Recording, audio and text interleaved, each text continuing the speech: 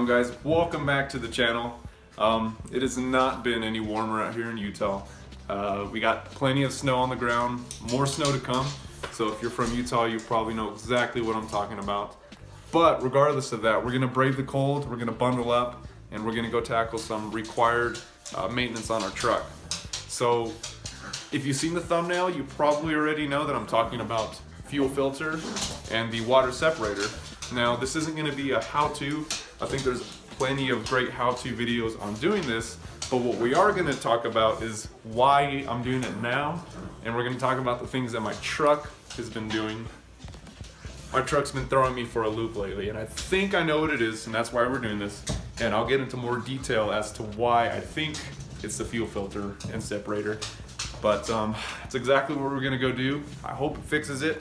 So let's get right to it. Oh, by the way, I got my own little garage now that we moved out to Utah. So I kind of got my own little space. I got all my things. So it gives me a nice little place to work in. As it gets warmer, I'll be able to take more advantage and make it a little bit nicer. But yeah, I got my own little thing. Oh, and a new addition to the family. What is that thing? So first things first, I gotta fill you in on a little backstory. When I purchased my truck, now that I think about it, I'm pretty convinced that the filter, the fuel filter, the separator, also the oil filter and the oil, I'm pretty convinced that they were not changed while they were on the lot. I think that the dealership simply reset that little digital gauge on the dashboard. So right now it's reflecting that my fuel filter is at 25% life. So if what I think is true, it means it's twice do over.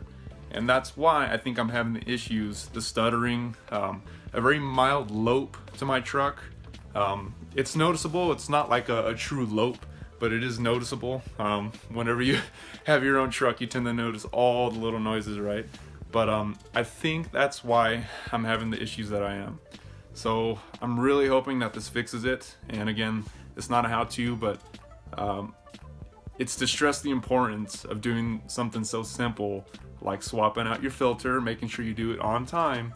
And I guess another lesson to take would be if you buy your truck used and you kind of get that iffy feeling from the dealership you bought it from, you might want to just go and do it, even if it says it doesn't need to be done, just because you never know. You know, nobody's going to care about your truck more than you. So besides the filter, even another possibility can be bad injectors. Now, I'm not quite convinced yet that injectors are to blame. And that's because, like I said, it makes sense that it is the fuel filter because it is twice overdue, in my opinion.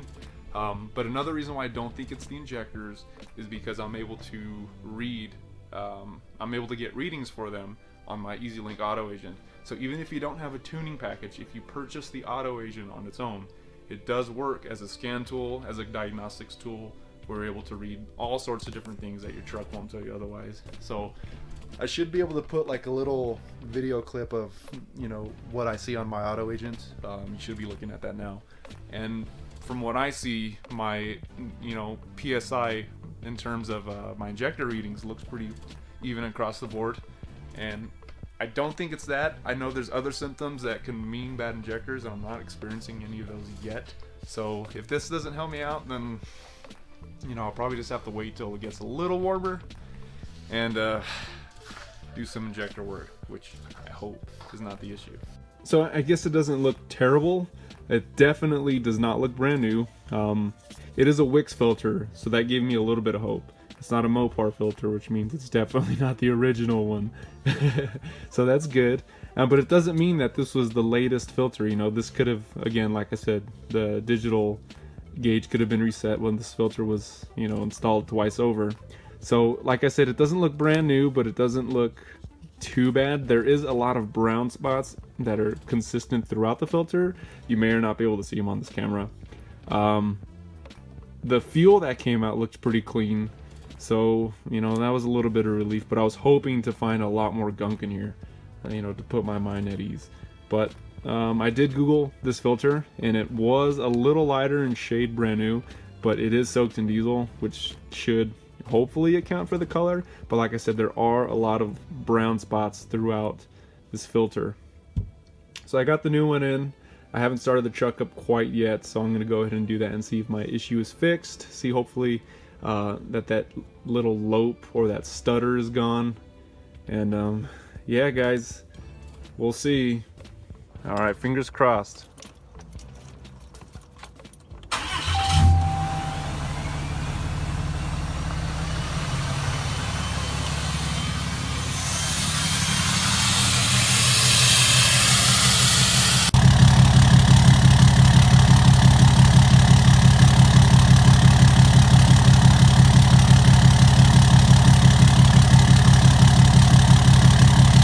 So that's a great start. It does sound like the lope did go away. The engine seems to be cycling a lot more smooth. I guess another big test is going to be when I take it out for a drive and see if my miles per gallon finally steadies out. So what it was doing, it was averaging about 15 to 16, which is a lot lower than it should have been. And also whenever I would cruise, so whenever I would take my foot off the gas and cruise, it was very difficult for the truck to maintain 20 miles per gallon. So it wasn't the average, but the little gauge just had a very, very tough time maintaining its position. So we'll see what happens when we take it for a spin. We're gonna head to O'Reilly really fast just to pick up a new air filter, because why not? It's cheap, it's really quick. We already got under the hood, so might as well just do it. Plus, you know, I like to spend money on my truck, right? Show you what I'm talking about. I'm gonna cruise between 30 and 40 miles an hour, and I'm gonna see right now I'm getting 25, close to 30 miles per gallon right now. Before doing this filter change, I wouldn't even get close to 20. Okay, so mind you, right now my average is only 12 and a half, but right now, you know, I'm gonna slow down. But right now, I'm getting 30 miles a gallon when driving the way that I'm driving right now, when maintaining just, you know, 30, 35, 40 miles an hour. So that is definitely a change there. And I really, really hope that something as simple as changing the filter is to blame. You know, I didn't do anything else. I did buy this air filter that I have here, but I haven't installed that yet. So I certainly want to believe that doing something as simple as the filter fixed the issue that I was having. Like you guys heard, that lope is gone. Too bad I didn't get a clip of it happening so you guys can hear. It wasn't like a lope. It was like a stutter. Like maybe every 10 seconds there'd be a stutter. So that's gone. This little display reading my fuel economy seems different. I definitely like the numbers that it's putting up now compared to what it did. So maybe, you know, maybe it was just a $30 filter.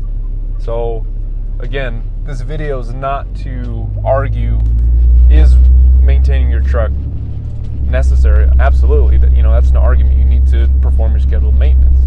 But the other part beyond that is to recognize what your truck's doing, what's different, what's happening. You know, because let's say my fuel filter said it was 80% good and I'm having these issues. You know, something as simple as doing that whenever you recognize that it needs to be done can fix your issues. And the best part is, again, it only cost me about 30 bucks.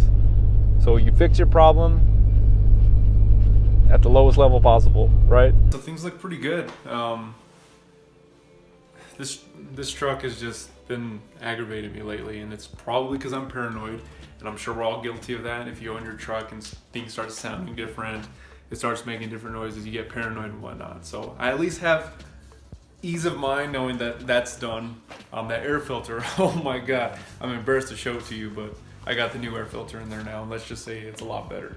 So yeah, I guess maybe it was something as simple as, again, recognizing what's happening and just fixing that. And I just want to stress, this video was not meant to argue, is it important to maintain your truck? Because yes, it is 100% important to maintain your truck, and that should be pretty clear evidence as to why. So just recognize those things that are happening, try to fix it the cheapest way possible. I also found a pretty cool spreadsheet on a Cummins forum that I'll link down below that has an awesome table for you know, maintaining your truck at what intervals. It even goes so far as to include the part number if you want genuine Mopar parts, filters, and whatnot like that. So I'll link that down below. It's awesome. I recommend you guys download it, print it off, put it in a binder somewhere so you can always reference it and look at it. But it is an awesome tool. and I hope you guys utilize it. So thank you for watching. Before I say goodbye, I got one question. Hopefully somebody there can answer it. Now just think about it.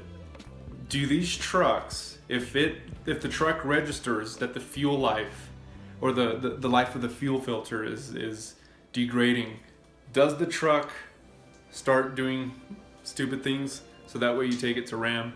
Do you guys believe that? Like, do you get what I'm saying? Once it says, hey, you only have like 20% life, it starts to act up on you like that. So that way you take it and get it serviced and you pay all this money to get the filter fixed. So if that makes sense, can anybody confirm or deny that? Thank you. I'll see you guys later.